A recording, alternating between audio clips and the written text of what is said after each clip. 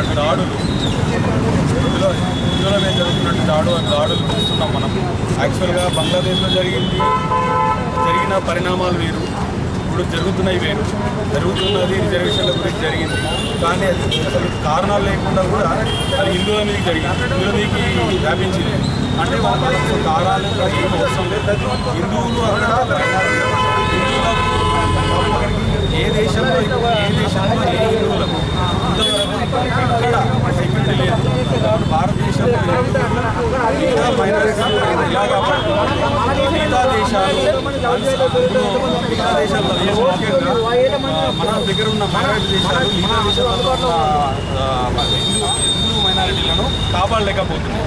కాబట్టి మనం కూడా ఇక్కడ మన దేశంలో మనం కూడా హిందువులము అప్పటి నుంచి ఇప్పటి వరకు తగ్గుతూ వచ్చింది మన పర్సంటేజ్. ఇంకా ఇలాగే జరుగుతాయి. ఆ ముప్పు మన మీదకి వచ్చే ఛాన్సెస్ చాలా ఉన్నాయి. సో ఇవన్నీ మనం ఇంతకుముందు ఎప్పుడైనా చూసుకుంటే అప్పుడు జరిగేవి, ఇప్పుడు జరిగేవి, ఇలా జరిగినాయి అలా జరిగినాయి అని చెప్పేసి మనం పేపర్లలో ఇక్కడ రాతలలో చూసాము. బట్ ఇప్పుడు మనం లైవ్లో చూస్తున్నాము. సోషల్ మీడియా ఇంత ఫామ్లో ఉన్నప్పుడు లైవ్లో చూస్తున్నాము.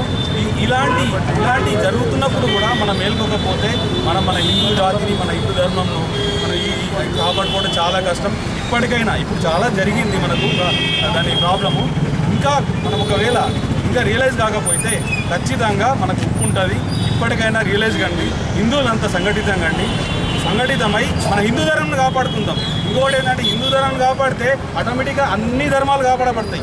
ఇది మాత్రం భారతదేశంలో జరుగుతుంది కూడా. కాబట్టి హిందూ ధర్మాన్ని కాపాడండి అయ్యా. అందరూ సంఘటితమై హిందూ ధర్మాన్ని కాపాడితే మనం ఎక్కడున్నా సురక్షితంగా ఉంటామని చెప్పి నేను సెలవు తీసుకుంటున్నాను. జై శ్రీరామ్.